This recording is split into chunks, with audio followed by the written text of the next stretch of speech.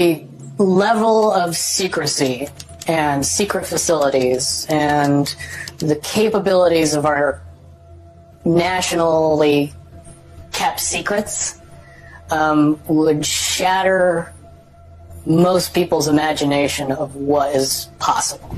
This is probably one of the more well-known black-budget time travel projects, with the exception of the Montauk Project.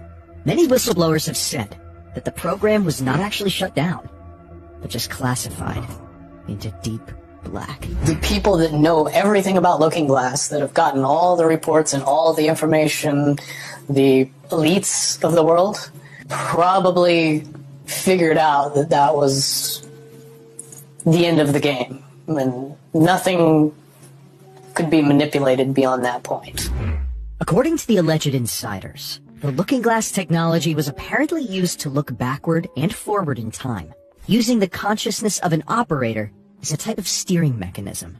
The operator would sit in a chair that was apparently recovered from a downed extraterrestrial craft, capable of interfacing with consciousness directly. When the device was turned on, strong toroidal fields of energy cycled about a pouch of water at the center, which acted as a sort of resonator for in-streaming energies from the point of focus maintained by the operator. The data was collected and projected onto video monitors at incredible speeds, which later needed to be de-interlaced to reveal discernible images. What's interesting is that the biases of the operator would have a direct effect on the images collected. For example, if one were to look back to the time of Jesus' crucifixion, if the person doing so was an atheist, they may not see anything at all. But if the person was a Christian, they may see the infamous crucifixion event. This is suggestive of a time-space mechanic in the universe, wherein the human mind is able to navigate through time itself. The work of Dewey B. Larson and his reciprocal systems theory provides the basis for this interpretation. Briefly, as described by Larson, the universe is broken up into two physical regions, as defined by motion. Below the speed of light, motion operates in 3 dimensions of space and 1 dimension of time. Above the speed of light, motion operates in 1 dimension of space and 3 dimensions of time. As bizarre as that sounds, the mind is uniquely equipped to navigate in time, which is able to access memories of the past, gain awareness of events in the present, conceive of future possibilities, and even imagine alternative events that did not actually happen. In other words, the human mind can select a point of focus, just like in remote viewing, and receive the information from the store of memories made during the experience. Do you know the difference between Looking Glass and the yellow cube? Yes. Okay. Are you aware of what happened to the yellow cube and how it was used and so on? I believe that the yellow cube still exists. I can't say for certain if it's on this planet, but I would say that it's definitely protected from use at this point. Okay, well that coincides with the testimony we got. The yellow cube or the yellow book would give you your possible future. Yes. So it took basically the choices that you would inherently make along a timeline and tell you what that timeline would be, given that you made all the choices that your brain would make. Well, this is exactly what I was just going to ask you. What we were told is that leaders of governments and so on, people in high places, politically, would use this to try to see their most optimum future and then follow those.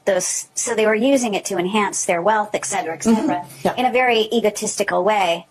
And that was part of the problem with it. The Looking Glass device seems to be capable of the same type of process, to access a data stream from any conceivable location in space or time, steered via the consciousness of an operator.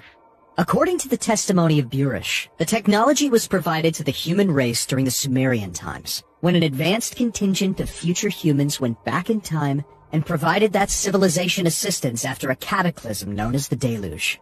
The Sumerian cylinder seals were encoded with plans to build the Looking Glass device. Earlier versions of the project saw the development of an actual portal that an individual could move through to jump in time. According to Burish, accounts provided by captured beings known in the program as P-45s, future humans 45,000 years into the future, the Earth was destroyed by massive cataclysms around the year 2012. This is apparently because looking glass devices were actively being used during a major celestial alignment, which overloaded the organic energy grid of the planet. Burish further claims that the device has been dismantled as a result of discovering two probable timelines, one of which is the cataclysm described by the captured being. An attempt was made to look into the future, but no concrete data was able to be received past the infamous date of December 21st, 2012, suggesting that this date is a nexus point in time, whereby either Timeline 1 or Timeline 2 would gain momentum. In the last report, Burish suggested that Timeline 1, the positive timeline, had an over 80% likelihood of coming to fruition. Given that we are nearly a decade beyond the 2012 date, and no major cataclysms have occurred, we are most likely well entrenched within the positive timeline. This is undoubtedly one of the more intriguing topics in Awakening Times, which seems to be well hidden in popular works of fiction. Corey Good, a secret space program insider, claims to have reviewed documentation relating to this project. It would be very hard to accept that all of this information that is currently held secret and classified is actually real.